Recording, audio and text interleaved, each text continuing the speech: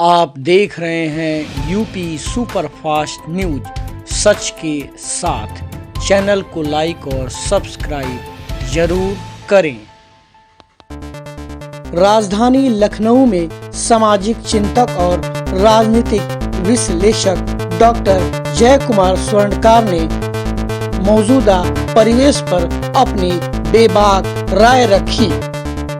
साथ ही साथ स्वामी प्रसाद मौर्य के विवादित बयान पर अपने विचार व्यक्त किए। सवाल पूछना चाहते हैं कि मौजूदा समय में जो राजनीति चल रही है, जिस तरीके से आप कई बार इस बात पे अपनी विचार दे चुके हैं कि भारत जोड़ो यात्रा जो कांग्रेस ने शुरू किया है, जिसके राहुल गांधी अगुवाई कर रहे हैं, तो इसमें अभी जम्मू कश्मीर ये यात्रा पहुंची, जबकि पूरे देश के भीतर ये कहा जाता है कि जब देश में अगर सरकार बनानी है तो सबसे ज़्यादा उस पार्टी को बहुमत उत्तर प्रदेश से मिलना चाहिए। और यह यात्रा उत्तर प्रदेश नहीं आई, और उस यात्रा में ऐसे ऐसे लोग जुड़े हुए हैं जो कहीं ना कहीं उनके ऊपर प्रश्न चिन्ह है। क्या कहना चाहेंगे?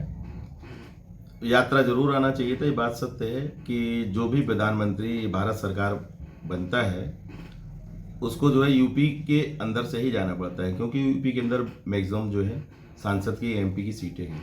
क्योंकि जो है कांग्रेस का जनाधार तो बिल्कुल यूपी में ख़त्म ही हो चुका है। इसी वजह से जो है उनकी यात्रा यहाँ ना आके उन विशेष राज्यों में गई है जहाँ पे उनको कुछ सीट की उम्मीद थोड़ी बहुत है, और विशेष वर्ग का वोट जहाँ पे ज़्यादा है सिर्फ ये उन्हीं राज्यों में वो गए हुए हैं, और उसी के तहत वो जम्मू कश्मीर में भी गए हुए हैं यात्रा करने। जी, मतलब उनके साथ उनकी यात्रा में ऐसे ऐसे लोग जुड़े हुए हैं, जैसे रघुराजन जैसे लोग जुड़े हुए हैं, जिन्होंने भारत सरकार पर ही प्रश्न चिन्ह लगाया कि भारत सरकार जो नीति ला रही, जो पॉलिसी ला रही है, वो बहुत ही गड़बड़ है, नोटबंदी बहुत ही गड़बड़ है। अब ये खुल के आया है कि वो कांग्रेस की कहीं ना कहीं वकालत कर रहे थे। भारत जोड़ो यात्रा के दौरान जो है रघुराम राजन ही अकेले क्योंकि रघुराम राजन भी आए, रवीश कुमार जी जो बहुत महान पत्रकार हैं हमारे देशभक्त, वो भी उनके साथ गए, और हमारे पूर्व raw chief A S Dulat जी भी गए थे। और इसके अंदर ऐसे ऐसे लोग महानुभाव गए हैं जिनका पूरा का पूरा नाता जो है हमारे टुकड़े टुकड़े गैंग से जुड़ा हुआ रहा हुआ है। तीन सभी लोग मिल के वो एक पूरी यात्रा बना रहे हैं कि जैसे टुकड़े टुकड़े गैंग को जोड़ने की यात्रा बनाए हुए हैं। इसी के दौरान ये सब, इसी के वजह से ये सारे के सारे लोग इकट्ठा हुए हैं और देश को तोड़ने की खाली चर्चा कर रहे हैं। आज जो है समाजवादी पार्टी के एमएलसी हैं स्वामी प्रसाद मौर्य, जो पहले बसपा के नेता हुआ करते थे, बाद में भाजपा में नेता हुए, अब समाजवादी पार्टी में नेता है। उनका एक बयान आया है कि देश के भीतर जो हमारे ग्रंथ हैं, जो हिंदू धर्म की आस्था है, उस पर उन्होंने कुठाराघात किया है, और उन्होंने बोला है कि तुलसीदास द्वारा रचित रामायण को प्रतिबंधित करना चाहिए, क्योंकि इसमें साहित्यों में पिछड़ों और दलितों को गाली दी गई है, उटपटांग बोला गया है, महिलाओं को लेकर उल्टी सीधी बातें की गई हैं। कितना सही है और कितना गलत है? अब इसके बारे में तो हम स्वामी प्रसाद मौर्य जी ने जो है, जो अभी बिहार के मंत्री जी हैं चंद्रशेखर जी, उन्होंने भी बयान दिया हुआ है बहुत उल्टा अजीब सा, और उसी को पद चिन्हों पे चलते हुए स्वामी प्रसाद मौर्य जी ने भी वही बयान दिया हुआ है। पता नहीं क्यों ये लोग जो है सनातन धर्म या हिंदू धर्म का विरोध करते हैं।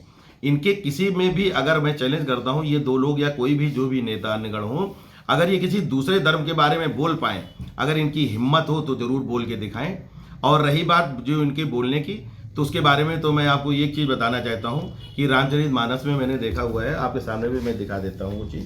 क्या इन ग्रंथों का जिन लोगों ने हवाला दिया है, क्या उन्होंने इसको पढ़ा है, इसके ज्ञान को जाना है कि आखिर इस रामायण में क्या लिखा हुआ है? ऐसे ही हवा में बातें हो रही ये अधजल गगरी छलकत जाए, आधा नॉलेज जो है पूरा डुबो देता है।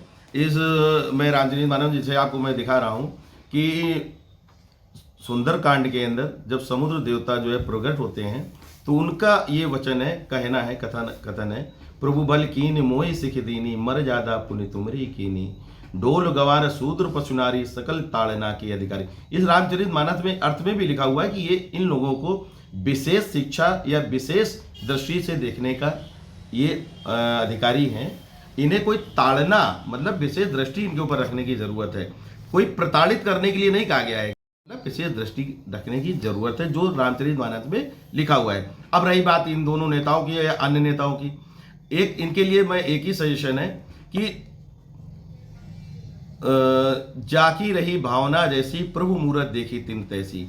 अगर इनकी भावना ही ओछी है, गंदी है, इनका अंदर मैला भरा हुआ है, जो ये मैला जिंदगी भर खाए हैं, अगर वही भरा हुआ है तो ये गलत तो सोचेंगे ही और गलत करेंगे। जबकि ये किसी दूसरे धर्म के बारे में बोल नहीं सकते, इनकी हिम्मत है, इनकी औकात नहीं है किसी की भी।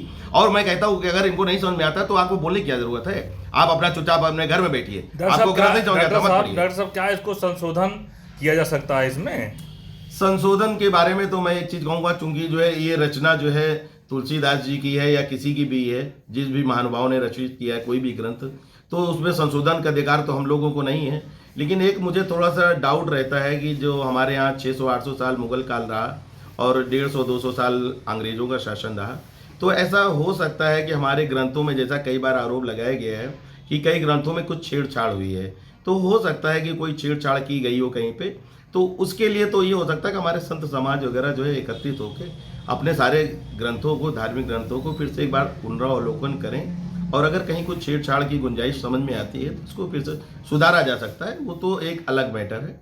लेकिन जो है जैसी भावना उसमें लिखा हुआ है वो सही भावना लिखा हुआ है, अभी तक तो हमें यही समझ में आ रहा है। और ये लोग जो है पता नहीं कहाँ से इनकी गलत भावनाएं हैं और गलत भावनाओं के तहत ये सब गलत बयान दे रहे हैं। पता नहीं क्यों अब इनकी राजनीति सब खत्म हो गई है, ये राजनीति खत्म हो गई है, अपने आप को जिंदा करने की कोशिश कर रहे हैं सब लोग। जी, वो रंग की बात हो, चाहे वो बेशर्मा रंग की बात हो, ये हमेशा होता रहता है। लेकिन दूसरे धर्म, जैसे आपने भी इसमें बातें आपने कही कि दूसरे धर्म के ऊपर ये लोग कभी कोई बात नहीं करते हैं, लगातार हिंदू धर्म की बात करते हैं और हिंदू धर्म के ग्रंथों को गलत होने का दावा करते हैं। दूसरे धर्म के बारे में अगर बोलेंगे ना तो इनका गला जो है काट दिया जाएगा। और जैसा कि अभी कई जगह, चाहे राजस्थान में हो, चाहे नागपुर वगैरह में, इधर महाराष्ट्र में हुआ है और कई जगह पे हुआ है कि इनकी गर्दन तो रहेगी नहीं, इसलिए दूसरे धर्म से तो डरते हैं। हिंदू समाज जो उनकी जो है बहुत ही सभ्य समाज है और हम लोग बड़े सहनशील हैं, इसलिए हम लोग ऐसा कोई भी कदम नहीं उठाते हैं, उठाया कभी हम लोगों ने। इसी का ये फायदा उठा रहे हैं बेवजह, जबकि ये खुद ही सही हो जाएंगे अपने आप ही। अच्छा, क्या ऐसा लगता है कि इन ग्रंथों के बारे में जो लोग भी बयान दे रहे हैं उन्होंने इन ग्रंथों को पढ़ा ही नहीं है? उनको कुछ भी जानकारी नहीं है। मैंने कहा